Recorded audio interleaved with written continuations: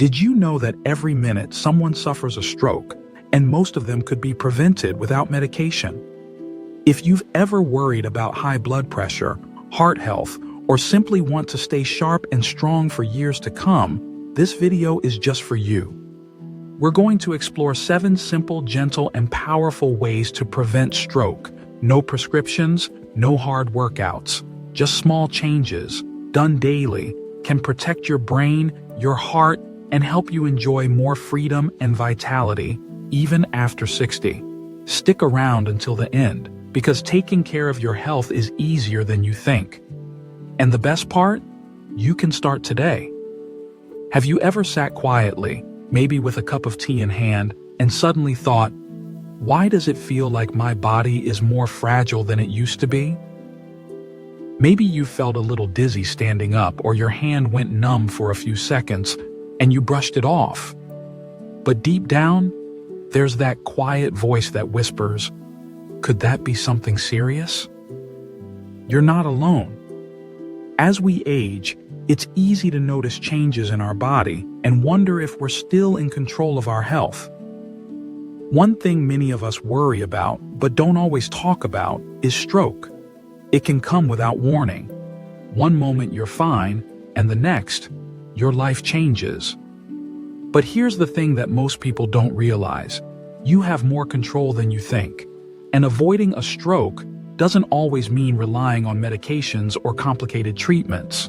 Sometimes, it starts with simple daily choices.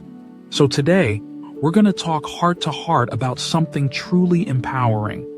7 simple ways to reduce your risk of stroke naturally, without needing to reach for a pill bottle. And don't worry, these aren't extreme or overwhelming changes. They're habits you can ease into, right from the comfort of your home, even starting today. Let's begin with something we often overlook because it sounds, well, too simple. It's drinking more water. Yes, plain, good old water. You might be thinking, I'm not even thirsty most of the time, so why does that matter? But here's the surprising truth. Dehydration thickens your blood. And thick blood makes it harder for your heart to pump and increases the chances of clots forming, which is exactly what can lead to a stroke. As we get older, our sense of thirst becomes dull. By the time you feel thirsty, your body is already dehydrated. So the goal isn't to wait for thirst, it's to stay ahead of it. Try keeping a glass of water nearby throughout the day. If plain water feels boring, infuse it with a slice of lemon or cucumber. Make it enjoyable, even a little ritual. Over time, staying hydrated becomes second nature, and your body will thank you. Not just with fewer health scares, but with clearer thinking, better energy, and even a lighter mood. Now, while water keeps your blood flowing smoothly, there's another everyday habit that can quietly work in your favor, moving your body more, even in small ways. Now, I know exercise might sound like a big ask. Maybe you've got stiff knees or a sore back. You're not looking to run marathons, and you don't have to. But here's the key.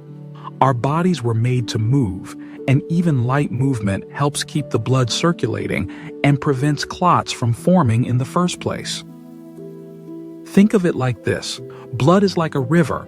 If the river stops flowing, it gets muddy and clogged. But when it moves, it stays fresh and clear. That's your blood when you take a walk. Do a few gentle stretches, or even just stand up and walk around the house every hour or so. So maybe today, after this video, instead of heading straight to the couch, you take a short stroll down the street. Or maybe tomorrow morning before breakfast, you do a few gentle arm circles or march in place while the kettle boils. It doesn't need to be fancy. It just needs to be consistent. And here's a little tip. Try linking movement to something you already do. For example, walk while you're on the phone, stretch while watching TV, dance while brushing your teeth. Yes, really. It might sound silly, but it works, and it makes your body and your brain feel more alive. Now that we've got your blood flowing and your hydration levels up, let's keep going. Because once you've started to move more and keep your body hydrated, You're already halfway to giving your heart and brain the protection they need. But here's something many people don't expect when it comes to stroke prevention. Your food choices matter just as much as your movement. And no, I'm not about to suggest you go on a strict diet or throw out everything in your kitchen. In fact, this next habit is all about adding more of something in, not taking things away. That something is leafy greens and colorful vegetables. You see, what you eat directly affects the condition of your blood vessels. Foods that are rich in vitamins, fiber, and antioxidants help clean your arteries from the inside out. It's like giving your bloodstream a gentle scrub each day, helping it stay smooth, elastic, and free from the blockages that can trigger a stroke. So, the next time you sit down for lunch or dinner, look at your plate and ask, is there anything green on here? If not, toss in a handful of spinach, slice up some cucumbers, or steam a few broccoli florets. Even just adding a bit of avocado to your toast or blending some berries into your yogurt can make a world of difference. It doesn't have to be gourmet or complicated. The goal is simply to add more color, the kind that comes from the earth, not a factory. And here's the beautiful part. The more you nourish your body with real, whole foods, the less you'll crave the salty, processed ones that can raise your blood pressure, one of the biggest risk factors for stroke. Now, speaking of blood pressure, let's talk about something that sneaks into our lives quietly, but can do just as much damage as a bad meal or a skipped walk.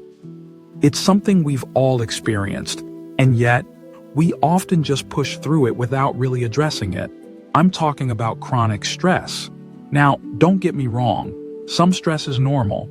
Life throws curveballs at us. A grandchild gets sick, a neighbor's dog won't stop barking, bills pile up, and suddenly your chest feels tight, your heart beats faster, and you're snapping at the smallest things. That's stress. And when it sticks around too long, it starts to wear down your body from the inside. Long-term stress raises cortisol levels, which in turn raises blood pressure. It causes inflammation in the blood vessels. It makes your heart work harder, and not in a good way. But here's the hopeful truth.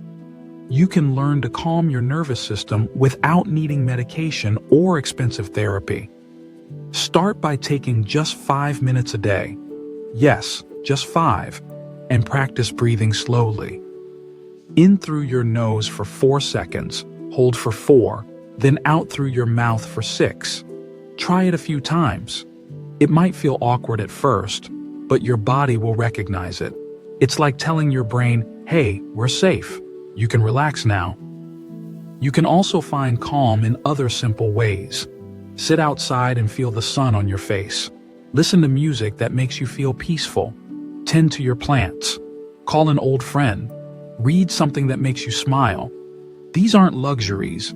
They're lifelines, and they teach your body to come down from that constant state of alert that's quietly increasing your stroke risk day after day. Now, if you've already started to move a little more, drink water, eat cleaner, and manage stress, you might be wondering, what else can I do that's within my control? And that brings us to another powerful but often underestimated change: getting better sleep. You might not link sleep and stroke at first, but think about it. Sleep is when your body repairs itself. It's when your heart rate slows down, your blood pressure dips, and your brain clears out the waste from the day. But when sleep is disrupted, either too short, too restless, or filled with sleep apnea, it robs your body of that crucial time to recover. And the tough part? As we age, our sleep patterns naturally change. You may find yourself waking up more often, tossing and turning, or struggling to fall asleep in the first place. That doesn't mean you just have to accept poor sleep as your new normal. There are simple ways to improve it. Start by creating a wind-down routine at night. Turn off the TV or phone about an hour before bed. Lower the lights. Maybe sip a cup of warm herbal tea or read a few pages of a favorite book. Keep your bedroom cool and quiet. And if naps are a regular part of your day, try to keep them short, just 20 minutes or so. That way, you're more likely to sleep deeply at night. Better sleep isn't just about feeling rested.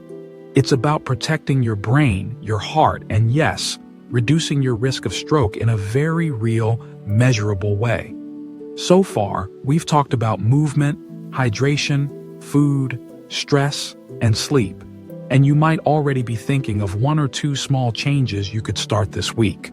That's the magic of this approach. It's not about overhauling your entire life. It's about adding little things, one at a time, that build into a stronger, healthier you. And as you think about those little things, drinking more water, moving your body, getting better sleep, you might be wondering if there's anything else that fits into this puzzle. The answer is yes, because there's one powerful habit that often gets ignored, especially as we get older. It's not flashy. It doesn't require fancy equipment or a doctor's appointment, but it has a massive impact on your heart, your brain, and your overall health. It's staying socially connected. Now, you might think, I'm fine being by myself. I enjoy my quiet time. And that's perfectly okay. Solitude can be peaceful and healing, but we humans, no matter our age, we're wired for connection. And the research is clear. Regular social interaction helps lower blood pressure, reduce inflammation, improve sleep, and even sharpen memory. Loneliness, on the other hand, can slowly wear away at both emotional and physical health. It raises cortisol, increases stress, and yes, it raises stroke risk. But the good news? Staying connected doesn't mean you have to attend big gatherings or suddenly become a social butterfly. It can be as simple as calling a friend every few days, joining a walking group, or chatting with neighbors during your afternoon stroll. Even writing letters or sending voice messages to loved ones can lift your spirits. And if mobility or distance is a challenge, don't hesitate to explore technology. Video calls, online groups, and even casual texting can keep those connections alive. Every interaction, no matter how small, reminds your brain and body that you're not alone, and that sense of belonging is like medicine for the soul. Now, let's talk about one final habit, one that ties all of this together. It's not something you eat or something you do with your body. It's actually something you carry in your heart and your mind each day. I'm talking about your attitude, your mindset. It might sound too simple to matter, but the truth is, how you think affects how you feel, and how you feel affects your health. A positive, hopeful mindset has been linked to better heart health, lower blood pressure, less inflammation, and even a lower risk of stroke. You don't need to fake happiness or pretend everything is perfect. But if you can start each day with just one moment of gratitude, one moment where you say to yourself, I'm still here, I'm still breathing, and I still have the power to make today a little better, that moment can change everything. Maybe you're thankful for the way the sunlight filters through your kitchen window, or for the smell of coffee, or for a grandchild's laugh, a favorite song, a memory that makes you smile. These tiny moments of gratitude have a way of shifting your entire nervous system out of stress mode and into healing mode. And with that shift, your body begins to respond. Your heart relaxes, your blood pressure softens, your thoughts become a little clearer. And little by little, your risk of stroke begins to drop, not because of pills or treatments, but because you've chosen to care for yourself in the most human, gentle way possible. So, let's take a moment to breathe that in. You don't need to do everything perfectly. You don't need to rush. But you do have the power to make these small, consistent changes that will protect your brain, your heart, and your future. You are not too old. It is not too late. And your health is not out of your hands. In fact, it's right there. In your next glass of water, your next walk around the block, your next phone call to someone you love, your next quiet moment of peace before bed. If you've made it this far in the video, take that as a sign that you're ready to take back your health in a simple, natural way, without medication, and without fear. And I'd love to hear from you. What's one change you're thinking of making after today's video? Have you already been doing some of these things? Let's talk in the comments. I always enjoy hearing your stories, your progress, even your struggles. We're in this together. If you found this helpful, give the video a like. It lets me know this kind of content is making a difference. And don't forget to subscribe to the channel so you never miss a chance to care for yourself in deeper, more meaningful ways. You've got this. You really do. And here's to many more years of feeling strong, vibrant, and fully alive, no matter your age.